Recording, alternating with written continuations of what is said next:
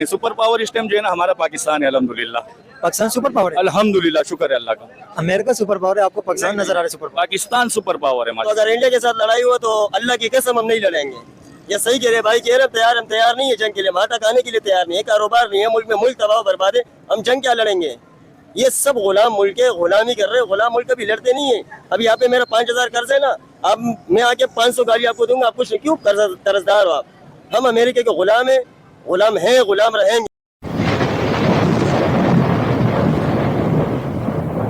क्या समझते हैं इंडिया और पाकिस्तान के जो मामला है ये हल क्यों नहीं हो रहे? इंडिया ने दोबारा कहा है कि अब ऑपरेशन सिंधु 2 लॉन्च करेंगे, दोबारा हमला करेंगे। बिस्मिल्लाहिर्रहमानिर्रहीम। हम लोग तो जंग नहीं चाहते, अगर इंडिया का शौक है तो पूरा कर ले।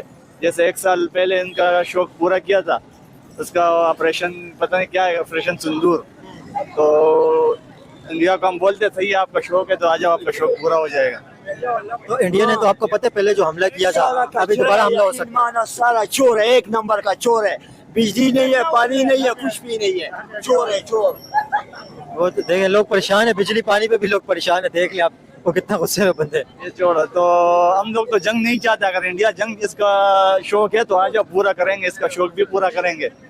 तो हम लोग इंशाल्लाह, हम लोग मुसलमान है और इंडिया के अंदर भी तो मुसलमान रहते हैं। तो हम लोग तो देखो लड़ाई हम लोग नहीं चाहते। जंग में देखो नुकसान है दोनों तरफ, लेकिन अगर इंडिया का फिर भी वो नहीं हो रहा है, अगर उसका शौक है जंग करने का तो फिर सही है, आ जाओ, पूरा कर रहे हैं हम लोग। अल्हम्दुलिल्लाह हमारा एयरफोर्स भी बहुत अच्छे है और पाक आर्मी भी माशाल्लाह हमारा बहुत अच्छे है। इंडिया आपको पता है बहुत ज्यादा बजट इन्वेस्ट करते हैं अपने फौज के ऊपर, एयरफोर्स के ऊपर, नेवी के ऊपर, बहुत ज्यादा इंडिया पैसा इन्वेस्ट करता है और जदीद टेक्नोलॉजी भी इंडिया बना रहा है अभी। जंग वो फौज पे इन्वेस्ट करती है और हमारा फौज हमारा चमड़ा निकाल के खाती है, सही है। तो अगर इंडिया के साथ लड़ाई हुआ तो अल्लाह की कसम हम नहीं लड़ेंगे। ये सही कह रहे भाई, कह रहे हम तैयार नहीं है जंग के लिए, वहाँ तक आने के लिए तैयार नहीं है, कारोबार नहीं है मुल्क में, मुल्क तबाह बर्बाद है, हम जंग क्या लड़ेंगे। ये सब गुलाम मुल्क है, गुलामी कर रहे हैं, गुलाम मुल्क कभी लड़ते नहीं है। अब यहाँ पे मेरा 5000 कर्ज है ना, अब मैं आके 500 गाड़ी आपको दूंगा, आप कुछ क्यों कर्जदार हो आप।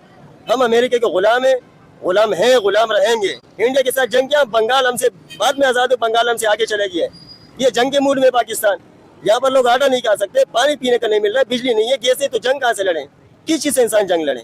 ये जंग करने के मूड में नहीं, इंडिया और पाकिस्तान डायला के मार रहे, ये सिर्फ हम लोग को चूना लगाने के लिए। जो बंदा जंग के लिए तैयार है, जो बंदा जंग कर सकता है, वो अडियाला में वो बंदा जंग कर सकते हैं। बाकी ना पीपल, ना नेशनल, ना ये कोई लोटे जंग वंग नहीं कर सकते, सब बिका हुए, ये सब ड्रामेबाजी कर रहे हैं। कैदी नंबर 804 खोला, फिर ये जंग के धमकी कोई दे हमें। जो बंदा जंग के लिए रेडी है, जो बंदा जंग कर सकता है, जो आंखों में आंखें ढाल के बात कर सकते है, वो जेल में पड़ा है। इंडिया और पाकिस्तान की जो जंग है 1 साल पहले हुई थी, अभी दोबारा इंडिया ने कहा है कि जंग की पॉसिबिलिटी लग रही है 2026 में। अमेरिकन भी ये बात कह रहे हैं, बरतानिया ने भी ये बात कही है, थिंक टैंक भी ये बात कर रहे हैं, और जियो पॉलिटिक्स के जो एनालिस्ट हैं वो भी ये बातें कर रहे हैं कि इंडिया पाकिस्तान की जंग 2026 में होगी।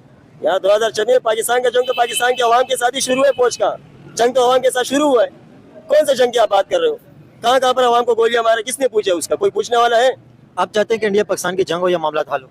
मैं ये चाहता हूँ कि ये पाकिस्तान अमेरिका का एक रिसालत है, सही है, अमेरिका का एक गुलाम मुल्क है, ये गुलाम रहेगा। ये जब लड़ाई करता है, इसका फौज और इंडिया का जो फौज है ना, ये मुज़ाकरात करता है, पाकिस्तान की फिर मार्शल बन जाता है। क्या बन जाता है?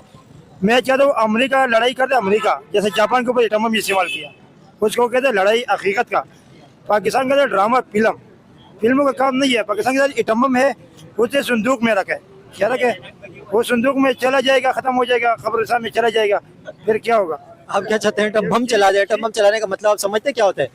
आप बात करना तो बड़ा आसान है, लेकिन एटम बम का मतलब आप समझते क्या होता है अगर चल जाए तो? एटम बम हम लोगों ने इसलिए बनाया है जो दुश्मन हमला करे हम उसको जवाब देगा ना। नहीं तो अगर एक मिसाइल का जवाब एटम बम से आप क्या समझते होना चाहिए? मतलब बात ये ना, एक होते है हकीकत का लड़ाई, एक होते धमकी देना, एक होते चरसी मवाली, वो चीख मारते हैं, एक करते हकीकत का लड़ाई। हकीकत की लड़ाई है जो पाकिस्तान का एटम बम है वो इस्तेमाल नहीं करना चाहते, वो संदूक में रखा है, सब ड्रामा है, फ्रॉड है। एटम बम देखें, आप तो आपके कहने का मतलब यही है कि एटम बम चलाना चाहिए।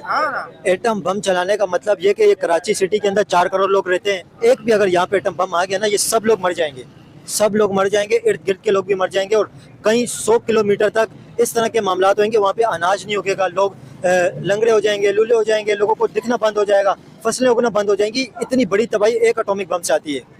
हिरोशिमा नागासाकी पे जो बम गिराया था अमेरिका ने, वो बहुत लो क्वालिटी का था, और उस टाइम पे नया एटॉमिक बम बना था। तो जब इंडिया यहाँ पे एटम बम मारेगा, पाकिस्तान वहाँ पे एटम बम मारेगा, ये तो दोनों मुल्क ही खत्म हो जाएंगे, तो फिर इसका क्या होगा, फायदा क्या होगा? इसके बनाने की फिर फायदा क्या है? इसके बनाने का फायदा क्या है ना? इसके ऊपर लाख करोड़ों रुपए खर्च किया, ये किस चीज के लिए खर्च किया? संदूक में रखने के लिए खर्च किया या कोई डायमंड बनाया एक बड़ा शॉपिंग मॉल में रख के लोग उसको वीडियो बनाता रहेगा और उसके लिए तस्वीरें खींचता रहेगा ना? ये कमाएगा या इस्तेमाल में कमाएगा? अब मैं से आपसे ये सवाल करता हूँ। ये तो देखें, एटॉमिक बम का मकसद आपको पता है क्या होता है? ये एक तो होता है टेक्टिकल वार, एक होती है एटॉमिक वार। ये एटॉमिक वार जो होती है ना, ये उस टाइम पे एटॉमिक बम दूसरी कंट्री के ऊपर फेंका जाता है कि जब आपको पता चल रहा हो कि आप खत्म हो जाओगे, उस वक्त होता है। ऐसे तो नहीं है कि छोटी छोटी बात पर एटॉमिक बम मार दो, कि वहाँ पे भी इंसान ही रहते हैं, वहाँ पे तो कोई जानवर तो नहीं रहते, वहाँ पे भी तो इंसानियत है जी। सबसे बड़ा बम तो हमारे ऊपर पेट्रोल का मारा हुआ है, जो इससे आवाम जो है ना मर रहे, भूख से मर रहे, ख्वार हो रहे, जलील हो रहे। पेट्रोल जो है ना 400 की चलाई है, इससे और बड़ा बम कहाँ से आएगा? आप कह रहे हैं एटॉमिक बम इंडिया पे मारो, वो कह रहे हैं हमारे पे पेट्रोल का बम मार गया। कहता हूँ आप बात ही करते हो, सब बात का खुलासा यही है कि ये एटम बम किस चीज के लिए बना है? ये शॉपिंग मॉल में नहीं है, ये इसके लिए बनाया है कि भाई सब आवाम खत्म हो जाएगा ना, आखिर में जनरल असेंबली रह जाएगा।